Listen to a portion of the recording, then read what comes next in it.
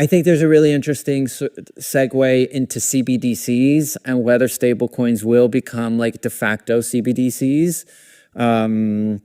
So again, I know I do say that, I feel like I say this a lot, but for those of you that aren't listening or that are listening and that don't know what CBDCs are, central bank digital currencies are essentially digital forms of money that the central bank wants to continue controlling.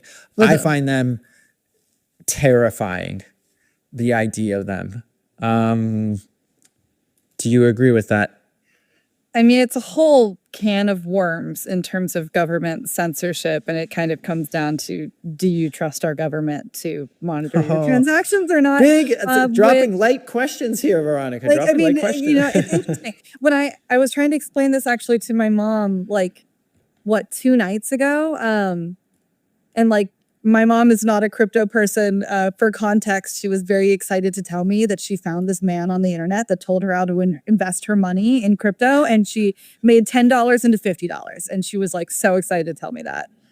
And then I asked her which tokens she bought, and she said she bought one Coinbase and one Coinbit. So, you know, Wow. clearly not a crypto expert. Clearly not crypto native. Yeah. Yeah. And I was trying to explain to her That's incredible. stable coins and CBDCs because I get too excited about this stuff.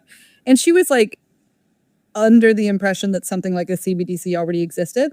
She was like, how do I wire dollars to someone else's bank account? Like, how does Venmo work then? Or like it was asking the right questions though. It just did not cross her mind that like it was not a scary thing to her at all, because she just kind of assumed that the government was already monitoring her online transactions if she transacted digitally in any way. It does freak me out a little bit. But yeah, no, it definitely freaks me out a little bit. I am definitely definitely freaked out. Yeah, more willing to send money via like USDC than I would a stable coin or a CBDC, a stable coin versus a CBDC. So I mean, I'll leave it at that. I don't want to like get too much into my opinion on something that like some politicians very much disagree with, and I might have to cover at some point. Self-censorship. That's what we're witnessing on Beyond the Beat at the moment.